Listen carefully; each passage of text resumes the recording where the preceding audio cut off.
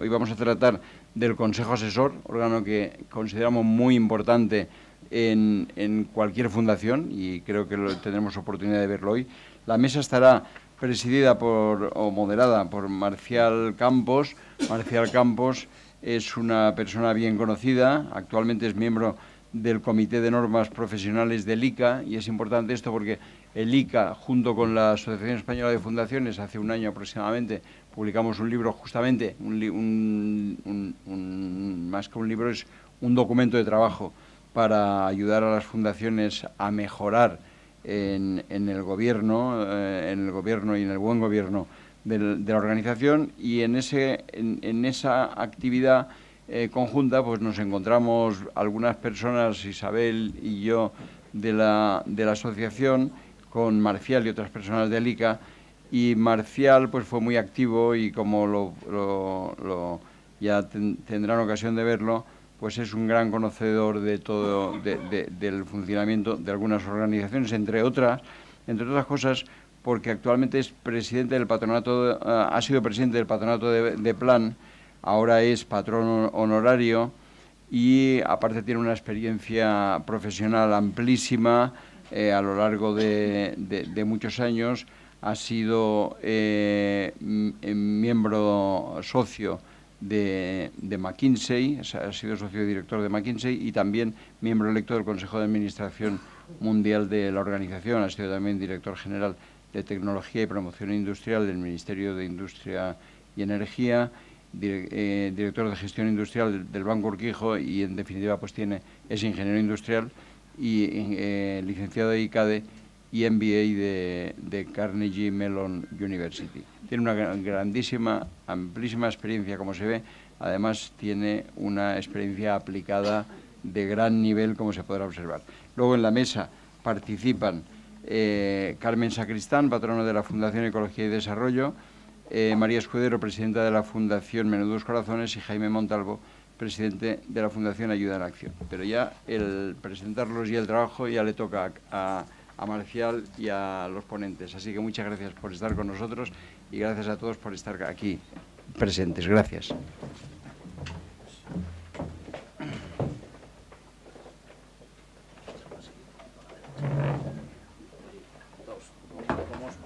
Voy a poner en medio. ¿El moderador que se pone en medio? Sí, muy bien. ¿Tenéis esto por si queréis utilizarlo? Bueno, ¿Tenéis esto por si queréis? yo creo que si funciona esto es con el botón. Apagar y encender. De momento lo tienes tú. Muy bien. Oye, bueno, buenos días a todos. ¿Está funcionando? Sí, ¿no? ¿Se oye bien, no? Bueno, muy buenos días a todos y muchas gracias, Javier y Manuel, por la introducción. Yo, la verdad, voy a procurar consumir relativamente poco tiempo. Tenemos escasamente una hora y creo que a los que nos interesa escuchar es a los ponentes. A quien de entrada me gustaría agradecer la presencia aquí hoy. Dos palabras sobre los ponentes, para empezar, y ya os adelanto que voy a mutilar vuestros currícula, porque si los describiera en detalle se nos acabaría probablemente todo el tiempo que tenemos, y no creo que no es el objeto de la sesión. Pero empezando por mi izquierda, ¿verdad? Carmen Sacristán, creo que es una de las personas con más conocimiento de la realidad social de España. Es licenciada en Trabajo Social y especializada en Inmigración por la Universidad de Comillas, y yo diría que es extraordinariamente activa a nivel de iniciativas de fundaciones y de iniciativas propias de fundaciones. Y también, a la vista de los temas en que está metida, yo diría que selecciona con verdadero acierto de los temas más complejos y delicados que uno puede imaginarse. Concretamente, la Fundación Ecología y Desarrollo pues tiene unos fines tan importantes como complicados, y es el buscar fórmulas alternativas de desarrollo económico, ¿verdad?, que puedan combinar la sostenibilidad y el desarrollo con el respeto a la ecología y al medio ambiente. Son palabras muy fáciles de expresar, pero que si uno desciende un mínimo al nivel de la realidad, de una extraordinaria complejidad en la aplicación, con lo cual no solo le deseo mucho éxito, sino que le recomiendo mucho ánimo y capacidad de aguante para esa labor. No solo está ahí, está también ha sido fundadora, si no recuerdo mal, y presidenta durante años de la Fundación RAIS, dedicada a personas en situación de exclusión extrema, y también en alguna iniciativa que es probablemente de lo más complicado. La iniciativa creo que se llama Compartir, y creo que es la coordinadora, sí, que trata de que colaboren, yo no sé exactamente cómo, varias fundaciones entre sí, en fin, hacer colaborar a agentes con buenas intenciones es mucho más complicado que entenderse con los enemigos, yo creo, ¿no? Pero bueno, ese es un tema, en fin. Carmen yo creo que tiene una perspectiva que puede ser enormemente enriquecedora. Sigo por mi izquierda hacia el centro. María Escudero es presidenta de la Fundación Pequeños Corazones. Es una fundación... Menudos Corazones, perdóname. Ha sido un lapsus. Sí. Esta fundación es relativamente reciente, yo creo que nació en el 2003 como tal fundación, aunque empezó su actividad antes, y tiene un foco muy concreto, que es ayudar a las personas, a los niños y a los jóvenes y a sus familias que están afectados por cardiopatías genéticas. Es un tema, repito, que es tirar con rifle en lugar que con escopeta de perdigones, un tema muy concreto. Ella no solo es muy activa como presidenta de la fundación, sino que además creo que es secretaria de la Federación Europea de Asociaciones Similares, y además, por lo que he visto en el currículum, ha descendido al terreno de lo práctico, diseñando desde cursos hasta artículos y temas que van directamente al cómo hacer, y no solo al qué hacer en este terreno. Es licenciada y doctora por la Complutense en Geografía e Historia, también tiene un máster y un doctorado en la Universidad de California, ha sido profesora en California, en Londres y en la Complutense ahora, donde llevas el tema de posgrado.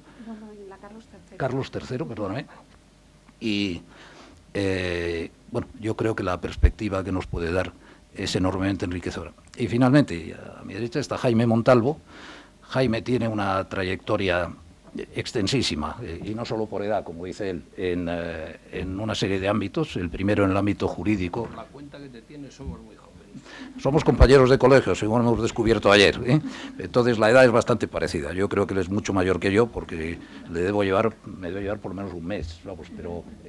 Tú 5. Sí, bueno, en fin, pero no, en el ámbito jurídico, pues yo creo, Jaime, que has desempeñado cargos en órganos públicos importantísimos, como ha sido presidente, yo creo, del Consejo Económico y Social, miembro del Consejo de Estado, ahora me parece que presides la Cámara de la Corte de Arbitrajes de Madrid. Tienes una gran dedicación al mundo de las fundaciones, no solo porque preside la Fundación Ayuda en Acción, que, como sabéis, data del año 81, si no me equivoco, y está centrada en la ayuda a los niños y a sus familias en países muy pobres o en zonas muy pobres, pero además es la Fundación Hidrocantábrico, la Fundación de Comillas y algunas más. No pretendo enumerarlas todas porque sería prolijo. No solo eso, sino que también tienen un récord bastante extenso en el mundo de la empresa privada, y yo diría que en conjunto, pues...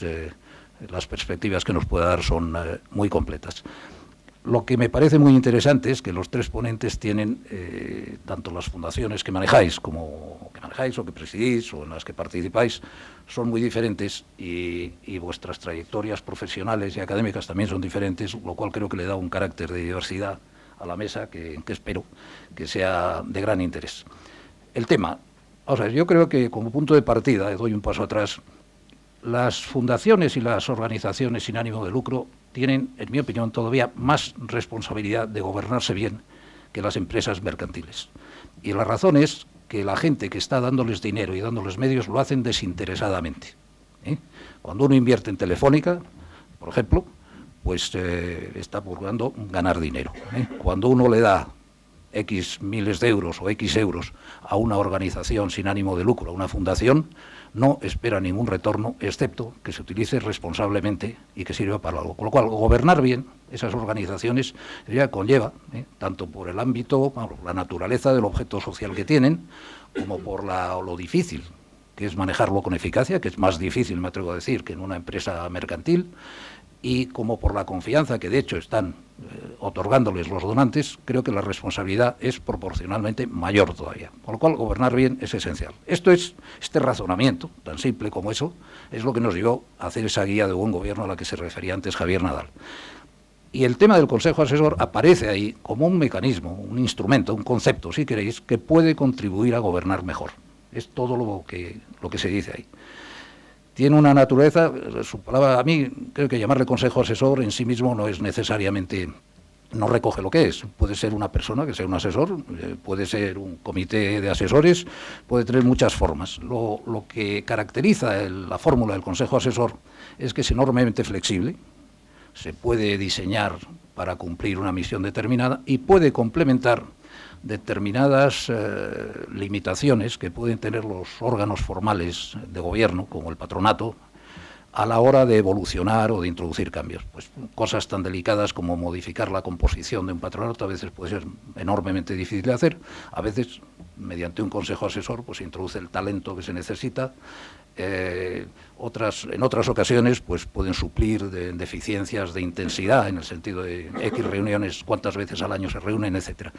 Lo que quiero subrayar es que no hay una fórmula prescrita, no tienen carácter legal, por lo tanto se pueden hacer, son trajes absolutamente a medida, y su efectividad dependerá de lo que se quiera hacer con ellos. Yo me voy a parar aquí, lo que voy a hacer ahora es daros la palabra y me voy a permitir hacerlo por orden alfabético de apellidos, para que nadie me acuse de discriminación de ningún tipo, con lo cual María vas a ser la primera, y después te tocará a ti Jaime, y después Carmen, cerrarás tú. Voy a daros 10 minutos a cada uno, de manera que en aproximadamente 30 minutos podamos pasar a un coloquio que me encantaría, y os animo a todos que preguntéis, solo os puede interesar sobre el tema.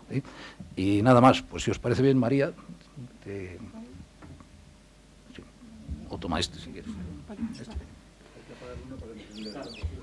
Pues lo toco. Vale.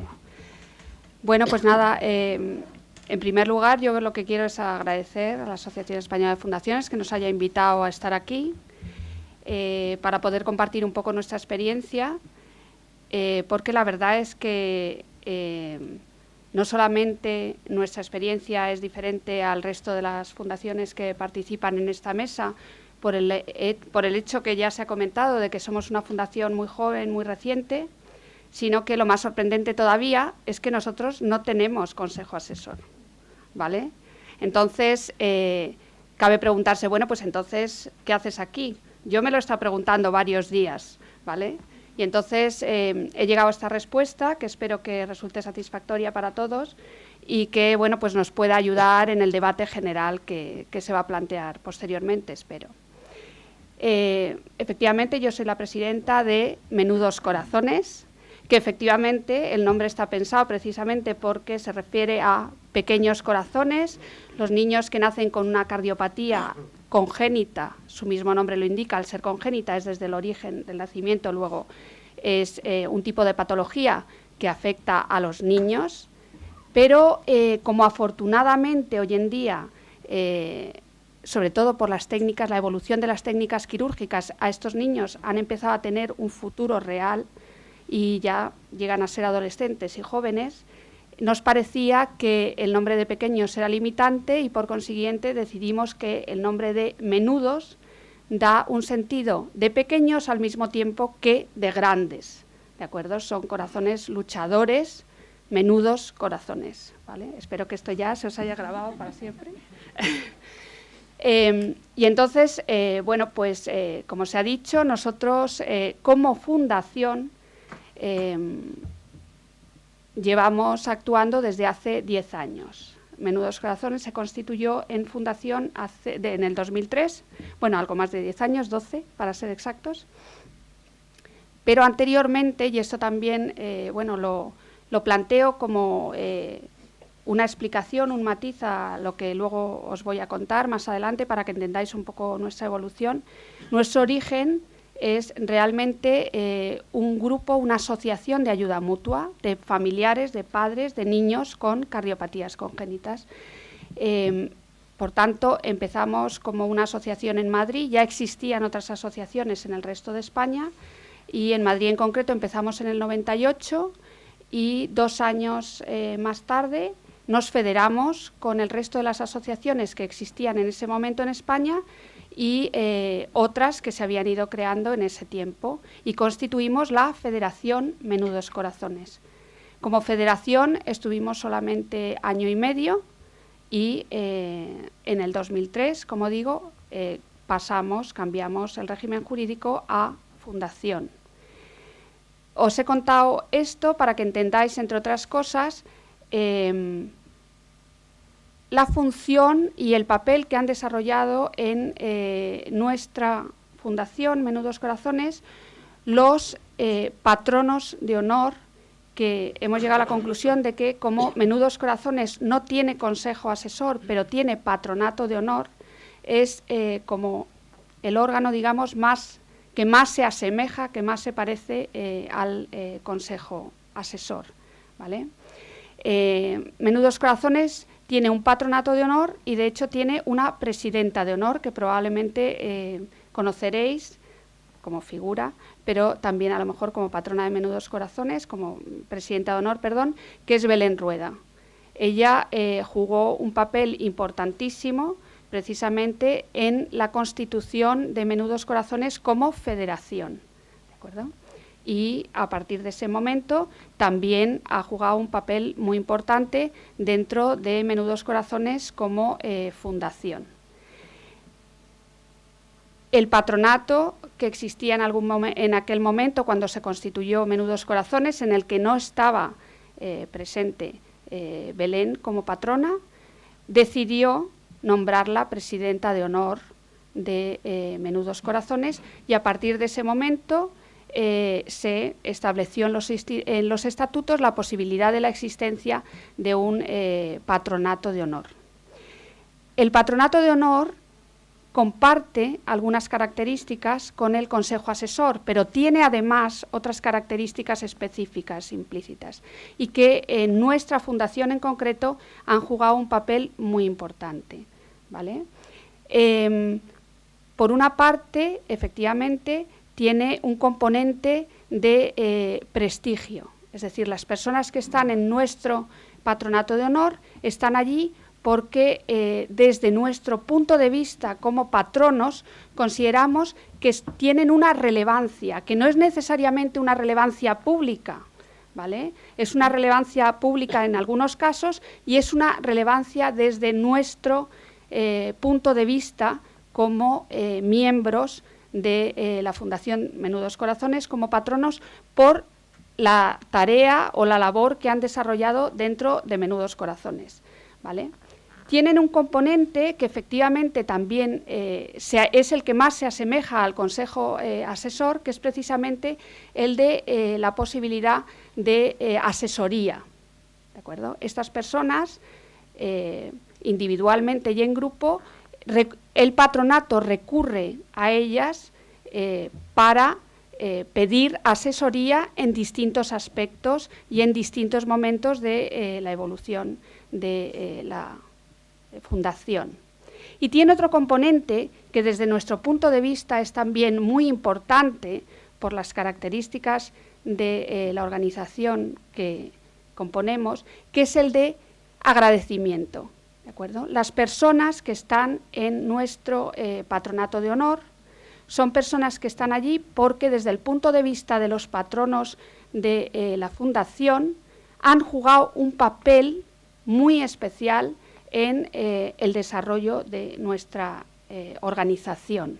Y como somos una fundación pequeña, que empezamos a ser un poco más conocidos, pero en cualquier caso con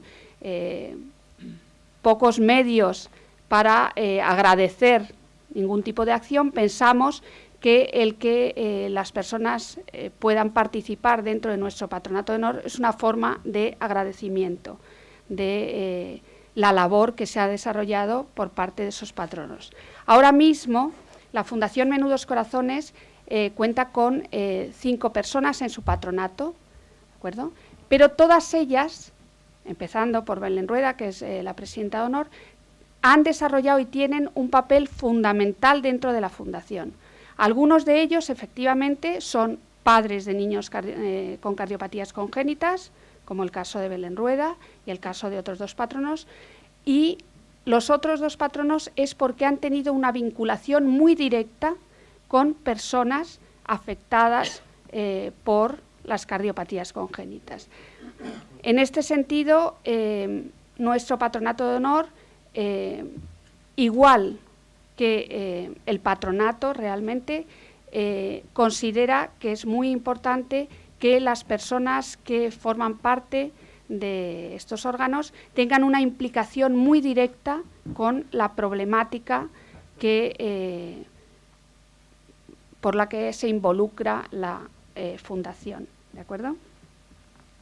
Entonces, sí, un minuto. Perfecto, porque no tengo mucho más que decir. ¿Vale? Y bueno, pues estoy abierta a cualquier pregunta que puedan tener o a cualquier cuestión que surja en el debate. Muchas gracias. Si os parece, las preguntas las dejamos para el final, para asegurarnos que tenemos la oportunidad de escuchar a todos. Muchísimas gracias, María. Jaime, te voy a pasar la palabra y creo que tengo que apagar aquí.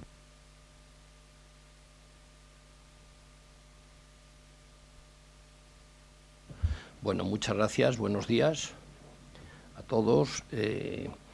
Efectivamente, estoy muy satisfecho y muy agradecido en nombre de Ayuda en Acción a Javier, a la Asociación de Fundaciones, al CEU que está aquí presente, a todos vosotros por estar aquí, porque todos los que conozco, algunos amigos queridos y admirados, pues sois personas que conozco desde hace mucho tiempo, de algún modo comprometidos e interesados en esta problemática, ¿no? Yo, evidentemente, soy presidente de una fundación de un determinado perfil, que es una ONG de desarrollo, una ONGD. Y en consecuencia, pues parte importante de las cosas que diga van a estar acentuadas por la perspectiva de una ONG de desarrollo. Yo estoy desde hace bastantes años, primero de patrono, luego de presidente, más de los debidos, de Ayuda en Acción. Ayuda en Acción es una ONG que tiene en España 30 y tantos años, que nació vinculada a la ActionAid inglesa, y con la que mantenemos una excelente relación, y que es una ONG de lo que podríamos llamar una ONG de desarrollo generalista, es decir, que a través, poniendo también su centro, su foco en los niños, y en consecuencia, como es obvio, en la educación, pues tratamos de ponernos al lado de las comunidades para que sean capaces de, a partir de su empoderamiento, de su propia capacidad, de su impulso, crear condiciones de bienestar y de desarrollo mejores. En definitiva, nuestro objetivo es la lucha contra las condiciones de pobreza y de desigualdad que desgraciadamente afectan a muchísimos lugares del mundo, los que estamos comprometidos. Yo siempre digo que somos muchas pues que compartimos estos planteamientos, las hay más especializadas, con las que nos honramos muchísimo en colaborar, formamos todos parte del mismo colectivo, pues suponeros médicos del mundo, estoy seguro que con la que preside maravillosamente Carmen, pues con ONGs que tienen objetivos más específicos. Nosotros somos más generalistas, sin perjuicio del valor importantísimo de la educación, porque nos ponemos al lado de una comunidad, vicarios de esa comunidad y de sus propias iniciativas e impulsos, para coadyuvar con ellos en sus propios procesos de desarrollo global, que pasa, insisto, por la educación, pasa por la salud, pasa por la salud alimentaria, pasa por el desarrollo económico de esas comunidades, y todo ello desde el empoderamiento de las propias comunidades y sus grupos, y con todas enmarcados sin dudar, evidentemente, en los derechos humanos y en los objetivos del milenio que proclamó hace unos cuantos años, está a punto de tener que ser revisado Naciones Unidas. Bien, si a mí me dijeran, ¿usted qué adjetiva con otras? Bueno, desde el respeto y el cariño que siento por otras organizaciones semejantes, para mí hay que adjetiva que no excluye a otras para nada, pero que queremos poner mucho énfasis. Primero, la conciencia, la convicción de que la dignidad de cada uno de nosotros solo se hace posible desde la reivindicación de la dignidad de los demás. cualquier sociedad tiene un componente de indignidad por ser capaz de soportar o de no ser capaz de neutralizar condiciones realmente infames en las que viven muchísimos ciudadanos y colectividades. Esa es una primera reflexión. Segunda reflexión, la afirmación, la reivindicación contundente de que el protagonismo de los procesos de desarrollo de las comunidades las tienen ellos mismos y sus integrantes, no nosotros. Decía antes, somos una organización vicaria, cumplimos un papel importante, somos muy modesto, importante, somos el órgano transmisor de un esfuerzo de solidaridad desde unos ámbitos de la sociedad hacia otros. Hay muchos ciudadanos, algunos con escasísimos niveles de renta, escasísimos, que cada mes hacen su aportación, y nuestra responsabilidad, entre otras cosas, es canalizar eso y ponernos al lado de esos proyectos para coadyuvar a que ellos, desde su empoderamiento, sean capaces de sacarlos adelante. Bien, con ese dibujo a brochazos estamos en muchos países del mundo.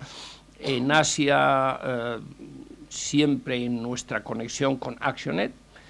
En África, en algunos casos con ActionAid, otros en proyectos, áreas de desarrollo que llevamos nosotros directamente, y en América Latina nosotros, de tal manera que básicamente ActionAid, su trabajo en América Latina lo hace a través de nuestros proyectos de desarrollo. Estamos en 150 y tantas áreas de desarrollo y el trabajo en el que estamos, ahí muy modestamente, pues afecta a bastante más de 2 millones de personas. Esta es una ONG que también se caracteriza, bueno, es grande por nivel de actividad, de beneficiarios, permitirme el término, de ingresos, etcétera, y sobre todo por otro rasgo que para mí es muy importante. Bueno, somos una ONG que nos proclamamos independiente, somos una organización aconfesional, más allá de las convicciones de cada cual, laica, independiente, por supuesto, de los partidos y de grupos de presión. Insisto, sin entrar a valorar la posición que tiene cada cual de los que estamos ahí integrando. ¿Qué significa? Bueno, esto evidentemente paga un cierto precio.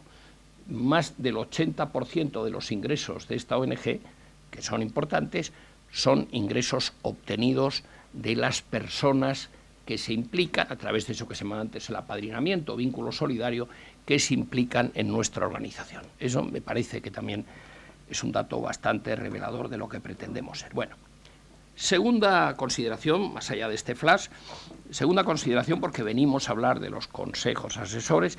Yo creo que hay algo que no debe perderse de vista, insisto, poniendo el acento en las ONGs, sobre todo las de desarrollo, que es que los escenarios actuales no tienen nada que ver con los de hace 20 años, no hablo de hace 100. O sea, la sociedad ha cambiado desde muchísimos puntos de vista, una barbaridad, y eso nos debe estar obligando permanentemente a cambiar, por supuesto, la respuesta a las demandas que esos escenarios, en la lucha contra la pobreza, la desigualdad y la exclusión, demandan.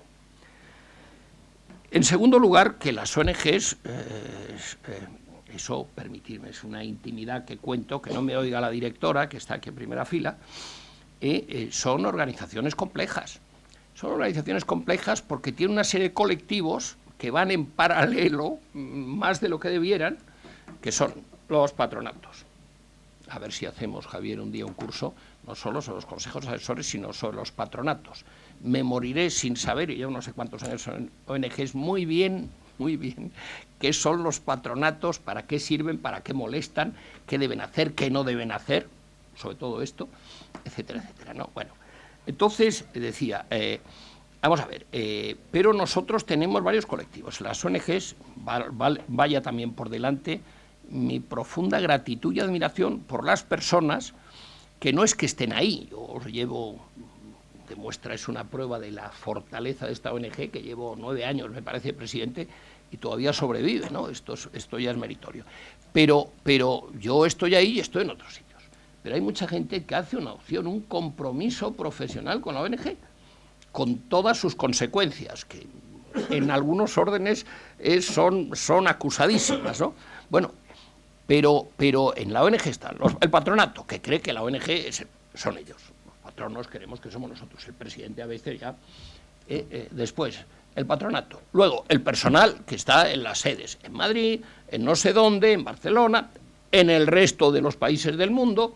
Claro, bueno. Y por fin están las comunidades. Las comunidades que no son de la ONG, que están, que nos usan. ¡Qué felicidad! Que nos dejamos usar con profundo respeto y con profunda humildad, pero poniendo toda nuestra capacidad de esfuerzo, de ese esfuerzo solidario que nos trasladan. Porque, decía antes, una ONG de desarrollo, y lo digo también para provocar, no es ni más ni menos que una empresa. Lo que pasa es que nadie se ha enterado de que es una empresa. Una empresa no es, que me perdones y tal, ING o el Banco de Santander, me honro. No. Una empresa es la organización de recursos materiales y humanos al servicio de determinados objetivos. La clave está en los objetivos, pero cualquier organización precisa de ¿qué? De organización, de una adecuada y oportuna organización de los recursos. Y eso no es siempre fácil de entender. Las ONGs españolas nos hemos encontrado el año pasado con la muy dura tarea, porque ninguno se ha metido ahí para eso, de llevar adelante ERES. ¡Qué horror! Bueno, no, oiga, vamos a ver. Hay gente con rentas de subsistencia que está detrayendo 21 euros mensuales para que las necesidades tremendas de Uganda o de Bolivia o de no sé qué se puedan atender.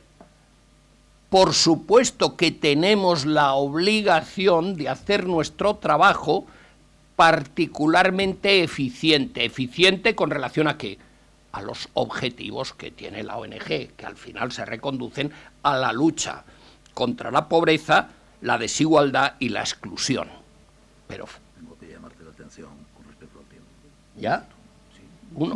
Bueno, entonces, vamos a ver, uno de los problemas que tenemos, pues evidentemente la complejidad de las tareas que aquí se plantean aconsejan echar mano de consejos asesores. También es una forma, francamente, de no perder. Tú me dijiste que te has quedado de miembro, no patrono honorario, tal. Bueno, pues cuánto más útil no seguirte explotando, y cuánto más útiles podríamos ser los expatronos, a lo mejor sin poderes, pero pudiendo dar opinión. Pero hay una experiencia brevísima que para nosotros es muy importante.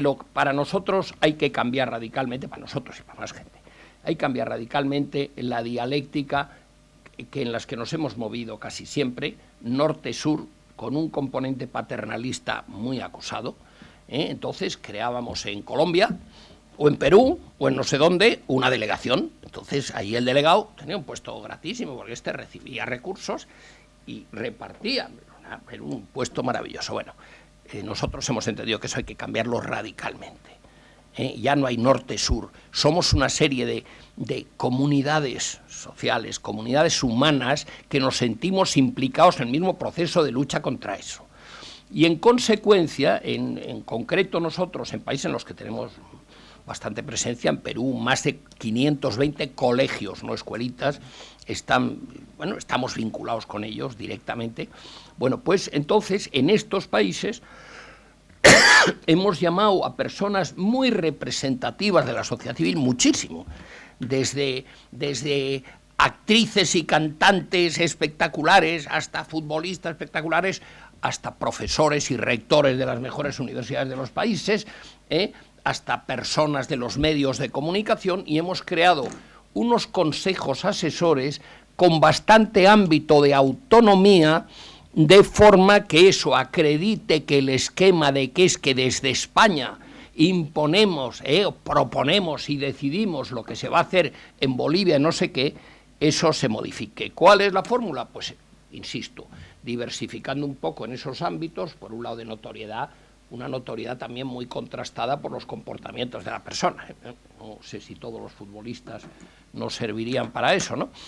Notoriedad, de prestigio social, escritores importantes, en el caso de Colombia o de Perú o de Chile, ex ministros de Exteriores, personas comprometidas y acreditadas, la rectora de la Universidad del Pacífico, la rectora de la Universidad de los Andes, bueno, quiero decir, personas que están muy implicadas y que están contribuyendo sin romper la coordinación que puede y debe dar el patronato y la organización, están contribuyendo a crear este modelo. Y, en nuestra opinión, por ahí tiene que ir buena parte del futuro de la colaboración con determinados países, si no queremos dejar de liberarnos, si queremos realmente liberarnos de ese riesgo de paternalismo que llevamos casi todos aparejados.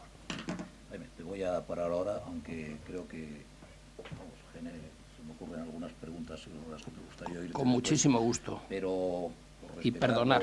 Los tiempos, muchísimas gracias. Sí.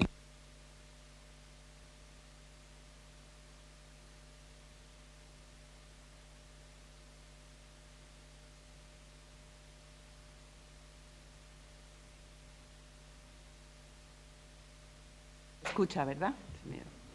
Bueno, pues bueno, yo también agradezco a la Asociación Española de Fundaciones y al CEU la oportunidad que me dais de estar aquí, de compartir con vosotros pues un poco lo que tengo que decir sobre los consejos asesores. A ver, yo en el programa figura como que formo parte del patronato de la Fundación Ecodes, cosa que es verdad. Pero la verdad es que lo que hoy voy a compartir con vosotros va más allá de eso, porque además de formar parte de este patronato, formo parte, de hecho coordino, un grupo del que me siento muy orgullosa. Es un grupo de fundaciones que hace algo más de 5 años pues nos pusimos un poco de acuerdo en empezar a reunirnos para compartir.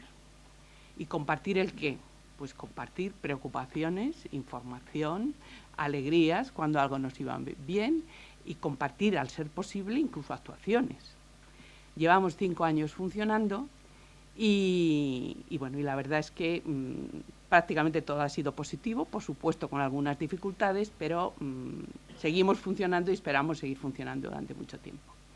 Entonces, cuando se me pidió esta intervención, pues me di cuenta que realmente yo tenía la experiencia de esas 5 fundaciones. Son fundaciones que 3 de ellas son de acción social y 2 de ellas son de medio ambiente. Eso ya de por sí es bastante rico, ¿no? Porque es una diversidad de actuación. Por otra parte, también tienen diferente enfoque con relación a los consejos asesores.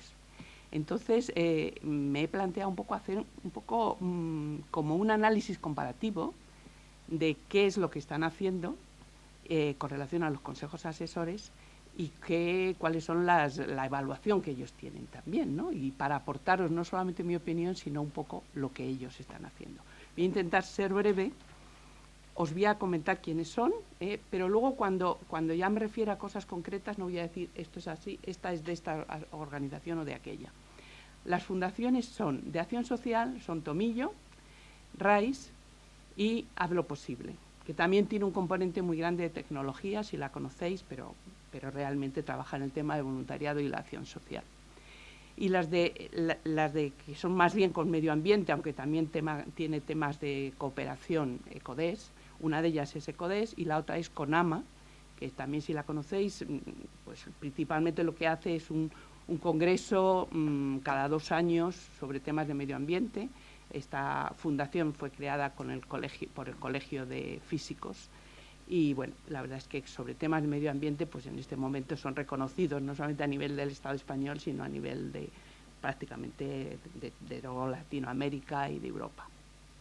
Entonces, a ver, que de estas 5 fundaciones ya me centro totalmente en el Consejo Asesor. No os quiero comentar más de ninguna de ellas, porque con cualquiera de ellas podría dedicar no 10 minutos, sino obviamente mucho más tiempo.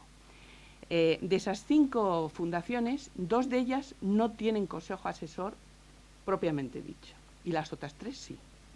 Las 2 que no tienen consejo asesor, Una de ellas no tiene consejo asesor, pero tiene algo que es comité asesor. Y no lo denominan consejo asesor porque realmente lo que hacen es, cada vez que tienen una actuación concreta, un proyecto que van a poner en marcha, algo importante, crean un propio comité asesor, que no es el fijo de la organización, sino es para cada proyecto concreto, crean ese comité asesor, que les acompaña durante todo el proyecto, desde que lo empiezan a generar hasta todo el proceso e incluso en la evaluación del proyecto. Y una vez que termina ese proyecto en concreto, se disuelve ese comité asesor, que no consejo asesor. Y cada vez que tienen un nuevo proyecto, miran de qué va el proyecto, piensan quiénes son los perfiles más adecuados para que les puedan acompañar en ese proceso y vuelven a crear otro comité asesor. Es una experiencia. Otra de las fundaciones de las que os hablo no tiene un consejo asesor y nunca se ha planteado tener un consejo asesor. Lo que sí que tiene es un patronato muy fuerte. Entonces, esto yo creo que luego lo que un poco os comente de las demás, os daréis cuenta que cuando un patronato es un patronato compuesto por muchos miembros, 15, y ya en sí, en esa creación del patronato, han pensado en perfiles muy diversos, de tal manera que puedan aportar, y además son personas bastante comprometidas, un patronato que se reúne frecuentemente y que está muy comprometida con su actuación como patronato. Realmente ese número de personas quizá ya lleva englobado el posible consejo asesor. Entonces, esta fundación no lo tiene, no se lo ha planteado y sigue sin planteárselo. Aunque lo que sí que hace de vez en cuando, para temas concretos, pide a lo mejor a una persona pues que se reúna a lo mejor con el equipo de trabajo que va a hacer un proyecto concreto para que dé su opinión y tal. Pero en plan asesor, pero son como amigos de la fundación.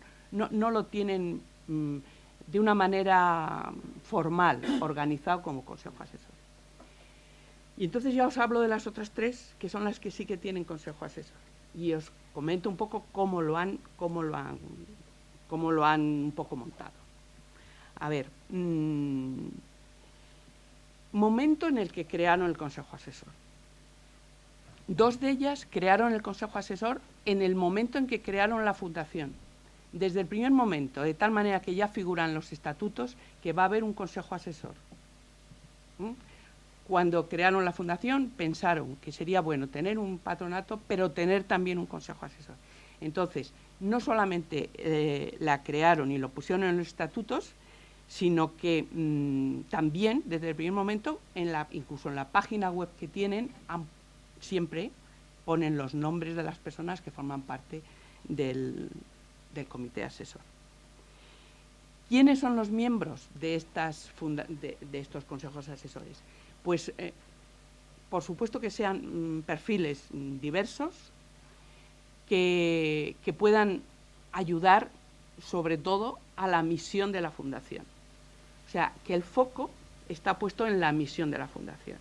Entonces, para poder llevar a cabo esta misión concreta, los que trabajan en temas de medio ambiente, ecología, tal, obviamente los perfiles no son los mismos que las personas que trabajamos con personas sin hogar o con jóvenes, se buscan perfiles diferentes.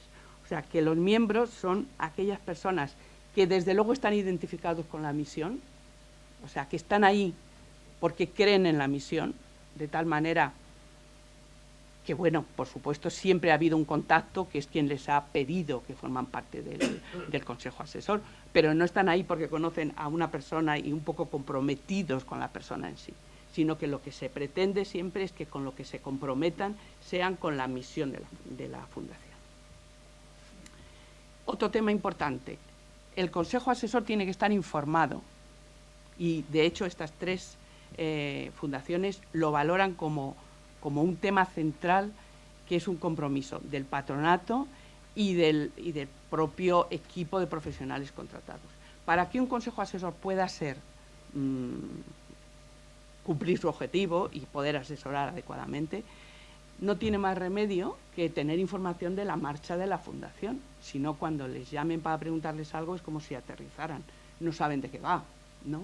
Entonces, de las 3 fundaciones de las que os comento, se toman un interés y un trabajo, que también supone un trabajo, para tratar de mantener informados a los miembros del patronato, del Consejo, sobre qué hacen, qué dificultades tienen, un poco. Hay quien hace un boletín mensual que envía a los consejeros y hay quien pues hace otro tipo de fórmulas para informarles. En cuanto a las competencias, es muy importante, o sea, las 2 organizaciones que desde el primer momento crearon el Consejo Asesor, en los estatutos obviamente ponen que tienen consejo y cuáles son sus competencias. Pero las competencias del Consejo Asesor obviamente las decide el patronato y las decide la fundación. Entonces pueden ser muy diferentes, muy diversas, muy pequeñas, más grandes, de tal manera que os cuento la anécdota de una de estas fundaciones. Redactó unos estatutos que presentó al protectorado y el protectorado se los devolvió diciendo: no puede ser que un consejo asesor tenga tantas competencias, tantas responsabilidades y les deis tanto poder, porque quien tiene la responsabilidad es el patronato y de ninguna manera lo podemos aceptar en el consejo asesor. O sea, ya, bueno, o sea que es muy diverso las competencias, depende de lo que un poco el propio patronato decida. Y en cuanto a funcionamiento, simplemente deciros que hay quien se reúne solamente una vez al año, todo el Consejo Asesor, y luego lo que hacen es que se les llama puntualmente para determinados temas. Y en cambio hay quien se reúne cada 2 meses o incluso más. Cuando hay un tema importante, llaman al Consejo. O sea, que incluso en una de ellas parece ser que algunos miembros del Consejo han formado parte de un comité ejecutivo, en el cual formaba parte alguien del Consejo, alguien del patronato y personas contratadas que dirigían la fundación. Y yo me paro aquí y desde luego todo lo que me queráis preguntar, porque sobre estas 5 fundaciones he intentado pues que me den toda la información posible para poderla compartir con vosotros.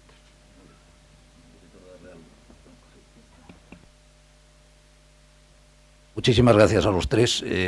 Yo había dicho al principio que teníamos 3 personas con perspectivas muy distintas sobre el tema y creo que si no lo hubiera dicho tendría que decirlo ahora, porque es obvio que los 3 ponentes pues han dado, por así decirlo, un enfoque.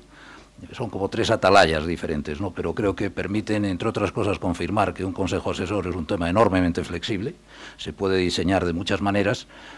Y yo creo que en cada caso pues hay que aquilatar cuál es el valor añadido que se espera que tenga y de qué sirve. Yo personalmente me gustaría abrir el turno de preguntas y me voy abusando de mi posición, voy a empezar. Hay un tema que me parece crítico y que Carmen lo ha aludido algo, pero en mi opinión convendría repasar un poco. Dependiendo de las funciones que se le atribuyan al Consejo Asesor, la conexión entre el Consejo Asesor y lo que dice y lo que es la toma de decisiones, que las toma pues el patronato o la dirección, porque al final el poder ejecutivo reside donde reside y el Consejo Asesor por definición no lo tiene, pero sí me gustaría escucharos a los 3 cómo se articula la relación entre lo que aporta o dice un Consejo Asesor y lo que después tiene que decidir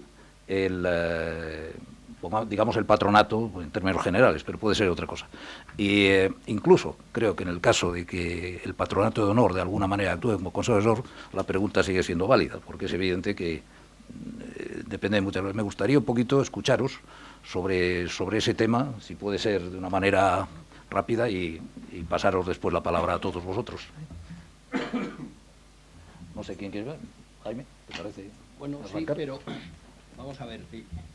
Yo en reuniones del gremio y bueno, y que además yo creo que yo tengo un defecto que como me descompone un poco lo que yo entiendo que es un déficit de nuestro país, que es que nadie quiere salirse de lo que el auditorio no puede encajar.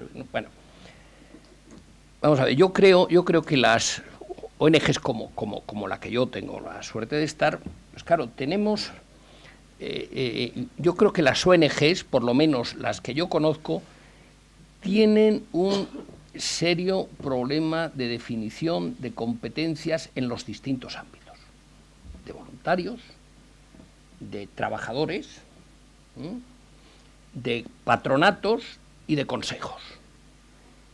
Y hay que ser extraordinariamente cuidadoso y extraordinariamente lúcido para tratar de que las competencias o funciones que se asumen a cada uno de estos ámbitos o sectores no estorben. Vamos a ver, yo reconduciéndome al propio patronato. Yo a veces les digo a los patronos, que son formidables, hay 3 catedráticos, pero además de un nivel altísimo, compañeros míos, de educación, personalidades, bueno, y les digo, por ejemplo, una cosa importante. La única competencia real e importante que nosotros tenemos con relación a la dirección es nombrarle y cesarle. Lo que no podemos es hacer una gestión en paralelo cada día, porque eso es absolutamente ingobernable. Vamos a ver, no lo hace ninguna empresa, pero nosotros no. Bueno, entonces, por supuesto que los patronatos tienen sus tareas, por supuesto, en definir el marco estratégico, en definir no sé qué, y en, por supuesto, verificar la actuación de tal. Claro, las organizaciones que nos hablaba Carmen, algunas de las cuales tengo la suerte de conocer y admirar muchísimo, muchísimo, muchísimo. Por ejemplo, el caso de Tomillo, bueno, es espectacular el trabajo que hace, las de medio ambiente, que estáis, bueno. Claro, es que probablemente la perspectiva es diferente, porque en muchos casos, bueno, en Tomillo no, pero es dar respuestas a problemas que se plantean en cada momento y tal, ¿no? Entonces, claro, los consejos asesores, vamos a ver, supongamos que el consejo asesor decide, por su cuenta y riesgo, que va a hacer una valoración global del desarrollo, de la ejecución de la estrategia en el último año, no sé qué. Y que no coincide, no voy a echar ahora el bollo a los directores, que no coincide con la del patronato. No coincide, porque en el consejo asesor hay antiguos patronos, que además, bueno, piensa que esto, bueno, no es una hipótesis tan descabellada, Bueno, entonces, ¿qué le dices? A mí hay una cosa que me ha gustado mucho de lo que ha dicho Carmen, que es que eso lo usamos nosotros, que es lo de los comités asesores. Oye, ha surgido este problema, tenemos que dotar de centros de extracción de agua en el norte de Colombia, unas zonas que es esencial, ¿no? Entonces, hacemos 2 cosas. En primer lugar, llamar a las ONGs, a nuestros amigos y a las personas, tal, pero en segundo lugar, en nuestro seno y con ellos, conjuntamente, creamos un comité ad hoc que durante 1 año o 2 que se lleve adelante ese proyecto, van a estar colaborando y proponiendo. Por cierto, por supuesto, integrado también, en este caso, por los de Colombia. Integrado también y muy principalmente, ¿no? Bueno, yo creo que eso es muy bueno, porque si tú lo refieres a tareas más concretas y a opiniones que pide el patronato más concretas también. La idea, que lo hemos sufrido todos, de patronos, ¿no? Lo llama consejo asesor, el consejo asesor lo multiplicas por 1000. Que como nos hemos jubilado, pues vamos 3 mañanas al mes, cogemos a la directora, al director, al no sé qué tal, bueno, y le tenemos toda la mañana explicando, no, pues no me gusta, porque tal, porque en mi empresa hacíamos esto así. Pero, chico, pues ¿qué quieres que te diga, no? Entonces, por eso digo que el consejo asesor me parece una iniciativa formidable, aparte de la perspectiva de lo que hemos hecho nosotros para recuperar, para empoderar a los países como condición esto, me parece especialmente fantástica, sobre todo para implementar y llevar adelante proyectos concretos, como comité asesor que decía Carmen, ¿no? En otros casos, hombre, depende como en todo, ¿no? Cuando tienes una gente formidable con sentido común y qué tal, pues fantástico. Pero es que los tontos podemos estar en cualquier sitio, ¿no? Estorbando, vamos, los tontos o los... Oye, sobre este tema de la conexión con los órganos formales de decisión en el Consejo de Asesor, ¿queréis hacer algún comentario? A mí me gustaría. Ay, perdona. Yo os traía una anécdota que es, pues me acaba en esta semana. O sea, hoy es miércoles, pues yo creo que debió ser el lunes. recibí en mi correo un correo que os voy a leer, por supuesto, de manera que no sepáis de quién es. Dice: esta mañana hemos celebrado una rueda de prensa para hacer pública una declaración sobre el tema y nuestras propuestas os las adjunto. Esto, por supuesto, es gente de un staff de una de las ONGs. Se lo adjunta al Consejo. Y uno de los consejeros responde: queridos compañeros, sin oponerme ni desmerecer el trabajo del staff, recuerdo que antes estas cosas salían después de un debate sobre el tema en el Consejo. ¿Cuál es mi opinión de esto? Obviamente, las competencias tienen que estar muy claritas, muy claritas.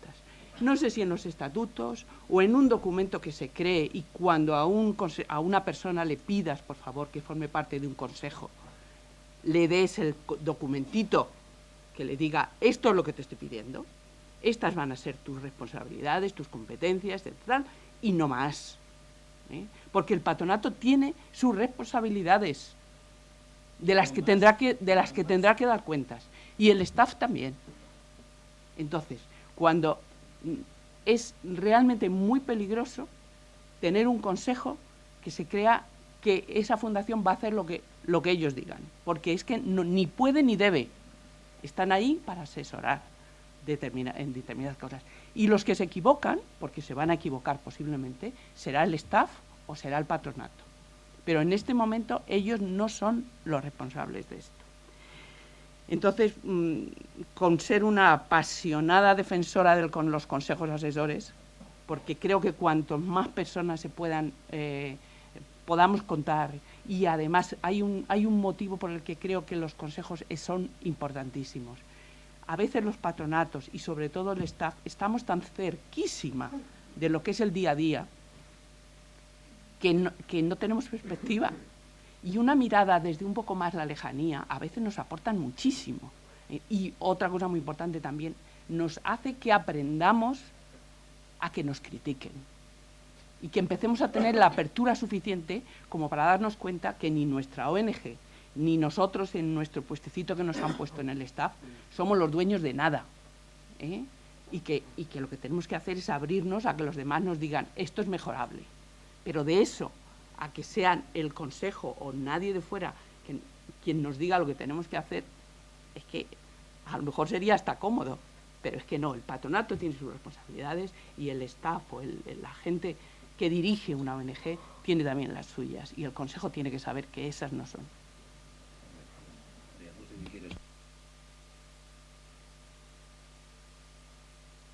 No tenemos que manejarle realmente. O sea, yo coincido plenamente con lo que ha indicado Carmen. Yo creo que nuestro patronato de honor en concreto tiene muy claro cuál es su función y dentro de la fundación, y realmente, como ya he dicho, tiene distintas funciones, pero en la de asesorar, pues realmente se limitan a asesorar y a ayudar en aquellos aspectos en los que se les pide asesoría o colaboración. Pero obviamente tanto el patronato como la gente que trabaja en Menudos Corazones, cada uno asume su responsabilidad, y el órgano que toma las decisiones dentro de nuestra fundación es claramente el patronato, no el patronato de honor.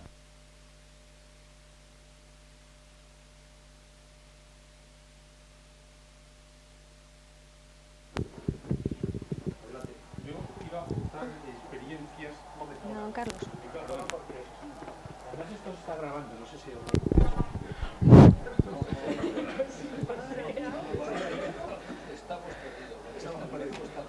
Yo creo que primero felicitar a los ponentes, pues han dicho cosas muy interesantes y que hay que tener en cuenta, al menos para mí han sido muy útiles, partiendo de mi fuerte experiencia en un fracaso total de numerosos consejos asesores. ¿Qué quiere decir? Que los consejos asesores o se gestionan bien, Carmen lo decía muy bien, o conducen al fracaso. Al decir fracaso no quiere decir problemas ni cosas así, sino que uno, si crea un ente para que aporte algo y para que funcione bien. Entonces, toda mi experiencia son 4 o 5 consejos que he presidido, no he presidido, he estado, no he estado, todos son fracasos. Entonces, ¿por qué? Porque están mal planteados. Evidentemente, casi todos porque son paracaidistas. he tenido desde premios Nobel, catedráticos a montones, los catedráticos dificilísimos todos de tratar, don Jaime, y los premios Nobel no digo lo difícil que son de tratar, embajadores, académicos de todo tipo, es decir que, claro, si partimos, y aquí se ha puesto de manifiesto en otras reuniones, no me he perdido ninguna de estas interesantísimas reuniones, que los patronos en fundaciones que solo van 2 veces al año son paracaidistas, que el que no va a una reunión empieza dando ideas difíciles de llevar a cabo porque se sale del plan estratégico, los consejos asesores, si se reúnen una vez al año, son más paracaidistas. Entonces, Carmen lo ha dicho muy bien, tienen que estar muy informados y tienen que estar muy en la línea de lo que hace la fundación, del tema, de la temática de la fundación y de lo que hace esa fundación en concreto, porque si no son problemáticos. Yo cada vez que he ido a un consejo asesor me ha dado miedo cuando los he presidido, porque claro, te dan una idea brillantísima, pero que te rompe el presupuesto, el plan estratégico, y tienes que decir a un señor 10 veces más importante que yo, pues bueno, que sí, que ya veremos, no sé cuántos y no sé qué. Es decir, que a mí me producía una enfermedad una reunión de consejo asesor. Diréis, es que como todo, se gestiona bien o se gestiona mal. Yo lo que quiero decir con esto, y ya termino, que de las cosas más difíciles de gestionar bien es un consejo asesor. Y Carmen ha dado todas las recetas para gestionarle bien. También María, a la que he tenido oportunidad de recibir un premio con los Menudos Corazones, y no digo mi maestro Jaime Montalvo, es decir, que se aprende mucho, pero yo he querido aportar mi fracaso, que pienso, hombre, es también mala pata que si están 4 consejos asesores, los 4 se hayan fracasado. Fracasado dentro, ya digo, yo soy muy exigente, y si realmente no producen frutos importantes, ¿para qué tienes un ente que no produce frutos importantes o que no le haces caso? Eso es para mí el fracaso, no quiere decir que haya creado, afortunadamente no han creado ningún problema, es decir, que cualquiera que se lo plantee, porque queda muy bonito. Oye, tengo un consejo asesor, muchas veces se han planteado consejos asesores como consejos que traen dinero, es decir, que y se les llama consejo asesor porque es mucho más elegante que decirle, oye, tú estás ahí para traer dinero o estás ahí para abrir puertas. Bueno, es que eso no es un consejo asesor, por eso se ha dicho también, las competencias tienen que estar muy claras y el que va tiene que saber para qué va. Entonces, ya digo, como yo lo debía hacer muy mal, lo que os pido es que no lo hagáis tan mal como yo lo he hecho, porque da quebraderos de cabeza. Y hablo por todos, está violentamente de acuerdo con lo que acabamos de oír, y creo que el Consejo Asesor es un instrumento, como todo instrumento puede ser muy potente, si está mal utilizado o mal diseñado o se maneja mal, entonces es como dispararse uno mismo en el pie con toda naturalidad. Más que pediros, a menos que queráis decir algo sobre el tema ahora, a mí me gustaría dar tiempo, porque no nos quedan más que 5 minutos, para las 2 intervenciones que había ahí, me parece que una eras tú y la tercera está por ahí, sí, no me he olvidado. Buenos días, yo soy la doctora Marisa Fernández, estoy encantada de volver a esta casa, a la que estoy desde su constitución como directora de la Fundación Española del Corazón I y del Grupo de Fundaciones de la Salud. Ahora represento a la Soberana Orden de Malta como directora de los proyectos médicos, soy médico, y he escuchado atentamente estas exposiciones. Nosotros tenemos una asamblea general con un consejo de la Diputación, donde están todos los miembros, y curiosamente hay asesores del presidente que realmente asesoran muy poco o nada. Y a mí lo que me preocupa de los consejos asesores, que no lo hay como tal, es la lentitud, quizá porque tampoco se haga muy bien. La lentitud a la toma de decisiones. Si ya nos cuesta en una asamblea de 23 miembros con diferentes responsabilidades el ponerse de acuerdo, el consejo asesor, yo creo que en nuestro caso no solamente no sería positivo, sino que lentecería todavía más los lentos procesos que tenemos que sufrir para poner en marcha cualquier tipo de problema. Si hay alguien que tenga un consejo asesor ágil, pues me encantaría que me lo dijera para tomar buena nota. Estoy de acuerdo con lo que acaba de comentar Carlos, porque en nuestro caso creo que sería posiblemente más negativo que positivo. Muchas gracias.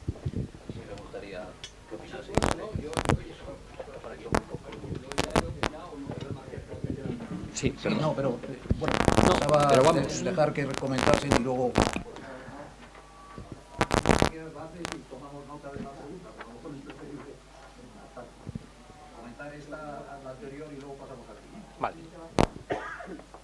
Pero yo creo, Marcial, que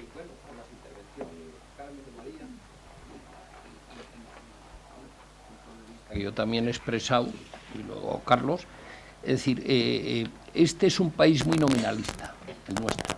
Entonces los maestros son profesores de educación general básica, ya cambia todo mejora, y son no sé qué, empleados de fincas urbanas y ya todo mejora y tal. Bueno, no caigamos en eso, porque muchas veces todos tenemos amigos que se sienten muy halagados a los consejos asesores. Hombre, qué bien, pues, el consejo asesor, ya si es de la Orden de Malta ni te cuento, y si es del presidente de la Orden de Malta ya, ¿para qué te voy a contar, no? Pero es muy delicado. Yo creo que hay un debate previo, que yo decía antes, lo podría extender a los voluntarios, lo podría extender a los voluntarios y a tal. En las ONGs todos somos muy doctrinarios, y como todos somos, el personal, cada uno es muy doctrinario, cada uno tiene la ONG, su ONG en la cabeza. Entonces, claro, bueno, es la única función decente y un poco modesta que le puede corresponder a un presidente, ¿no? Ser una especie de templador de gaitas y componedor de conflictos y de tal, ¿no? Pero es que es así, y es que eso, y que no nos engañemos, es que probablemente no es vuestro caso, Carmen, pero es que algunos patronatos eran un poco menos que el consejo asesor del que estáis hablando, porque hay muchos patronos que han venido una vez al año, y hay algunos importantísimos, un disgusto tremendo que hemos tenido que decir, mira, tenemos que desvincularte porque si no la Fundación Lealtad nos pone una mala nota, ¿eh? Bueno, entonces, quiero decir, no nos engañemos, y tal. Ahora, la idea, hombre, para nosotros ha sido muy potente para esa otra idea que os dije, que se llama Consejo Asesor, que es poder integrar en la misma organización, pero dando no solo imagen de empoderamiento, sino sacando toda la potencialidad del empoderamiento a personas representativas y muy capaces, probablemente mejor que nosotros que estamos aquí, de otros países. Eso es una dimensión. Y luego la otra que yo decía antes, que es esos comités asesores, me gusta más, para tareas específicas que pueden estar 2 años, pero saben que su cometido es ese, no plantearse qué pasa con la flexibilidad en la organización y cosas de esas, ¿no? ¿Queréis comentar algo sobre el tema de...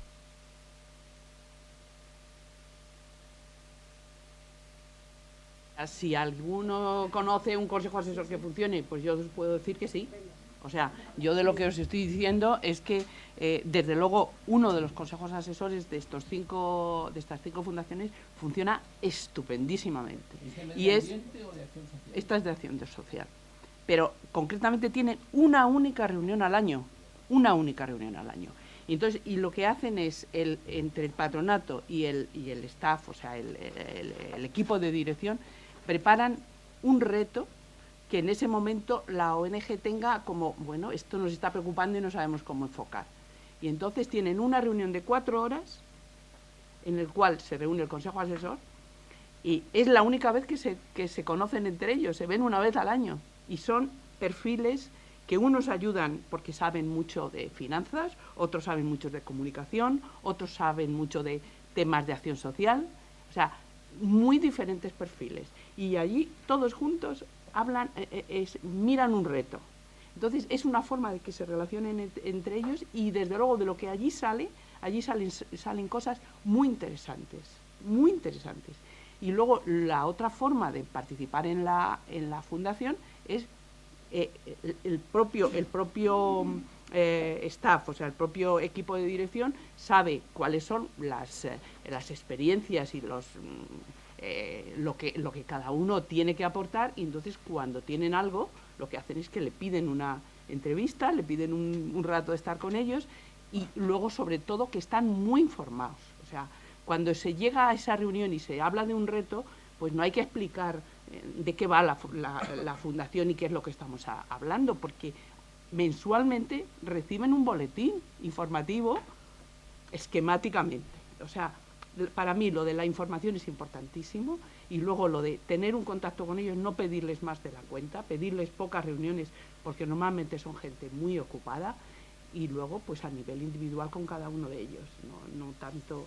Entonces funcionan, lo que pasa es que para mí lo de las competencias claras es muy importante.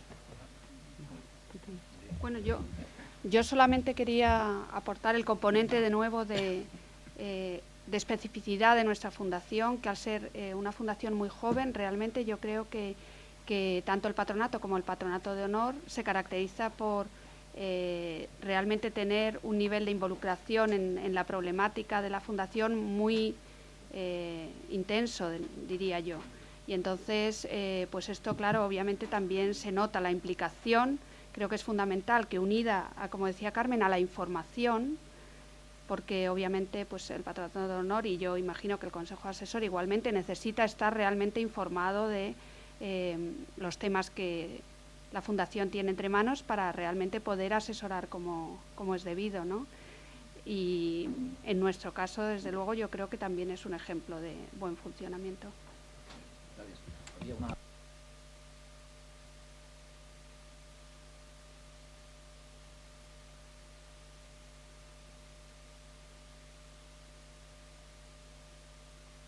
Soy Fernando Albarrán, presidente de la Fundación Maratón. Nosotros estamos organizados, nuestro consejo asesor está formado de los patronos. Yo prefiero, como ha dicho Carlos, tener paracaidistas en el patronato que tenerlos en el consejo asesor. Y estoy muy de acuerdo contigo, Carmen, que es muy importante que el consejo asesor esté informado de lo que hace. ¿Por qué? Porque tienen que tomar decisiones. Ahora, se nos plantea un problema. Tú has dicho competencias claras y, sin embargo, María ha dicho el comité tiene que tener flexibilidad en las competencias. ¿Por qué? Porque hay una dinámica y no tienes más remedio. Entonces, yo prefiero que se actúe, y para eso, para corregir las posibles desviaciones del comité asesor, está el patronato, aunque haya paracaidistas, pero bueno, ¿qué le vas a hacer, no? Lo importante es que funcione, porque si no, como ha dicho la Fundación del Corazón, no eres operativo y no haces nada, y entonces estás constantemente pendiente de tomar decisiones, y sobre todo que esas decisiones se tomen por gente que vive lo que se está haciendo la Fundación, porque si no, es que las decisiones que se toman por parte del comité asesor son absolutamente divergentes y no conducen a ningún fin a la Fundación. Creo que... Fíjate, Marcial, si hiciéramos una pregunta, a ver, gente con experiencia, mucha experiencia en ONGs generalistas, que levanten la mano. Dejaríamos cierto recelo, por supuesto, tiene muchísimo que ver con los cometidos de ese comité asesor, con las funciones, porque claro, el comité asesor nosotros lo tenemos mucho más diluido, porque no los nombramos nosotros, son los voluntarios que se reúnen una vez al año, 2 días, pasando noche, y se les da cuentas y te dicen cosas, y te proponen cosas, y te imponen cosas, y tienes conflictos, y tienes tal, ¿no? Pero es que ese es otro ámbito, pero vamos, por supuesto, la iniciativa sí, por supuesto, y claro, pues siempre que esté bien diseñada y bien gestionada, como todo en la vida, ¿no?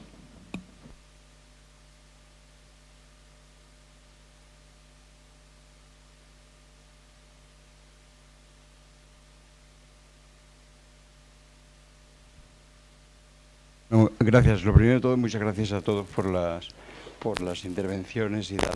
Yo una pregunta, en realidad es una observación, porque estoy un poco sorprendido, te digo la verdad, de las sesiones que hemos hecho de patronos, es la que más me ha sorprendido, porque me ha sorprendido el nivel de mensajes negativos respecto al Consejo Asesor que he percibido.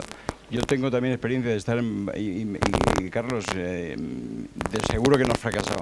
Tú lo que pasa es que siempre dices las cosas más allá de... O sea, te exiges mucho, efectivamente. No, pero quiero decir, yo tengo experiencia de varios consejos asesores y de varios patronatos a lo largo de mi vida y tal, y tengo que decir que mi experiencia es mucho más positiva en los consejos asesores que en los patronatos, porque en general los patronatos pues se reúnen 2 veces al año, tienen menos capacidad de cumplir sus funciones realmente, y creo que los consejos asesores, lo que pasa es que sí se ha dicho que lo que es importante es que no solo los consejos asesores, sino que las organizaciones mediten muy bien cómo tienen que ser, cómo se tienen que organizar, qué funciones tiene que tener el patronato, cuáles son las competencias y hacer lo que tiene que hacer. En ese sentido es como por lo que publicamos o preparamos el documento aquel, que es un poco para ayudar a reflexionar en ese sentido.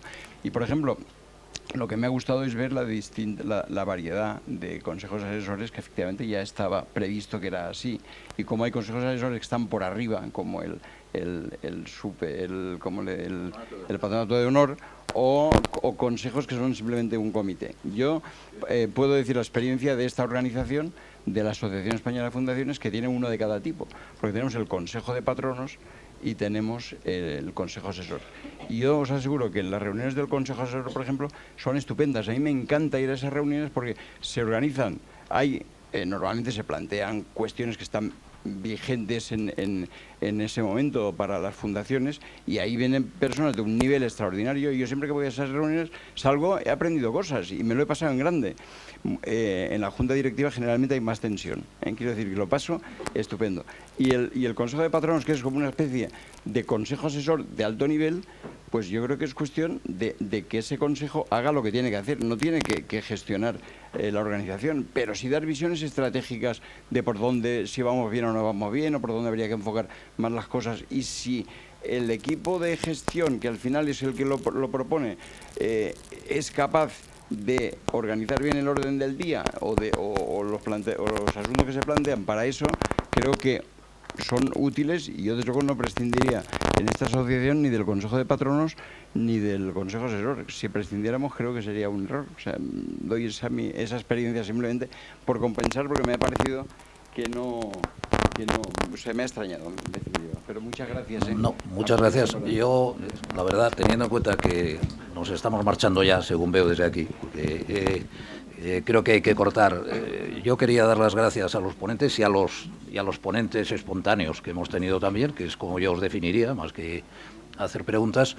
Y creo que lo que queda claro es que es un tema, dos reflexiones nada más como cierre. La primera de todas, creo que el crearlo o no crearlo, el tenerlo o no tenerlo, depende para empezar de la calidad del patronato y de cómo funcione.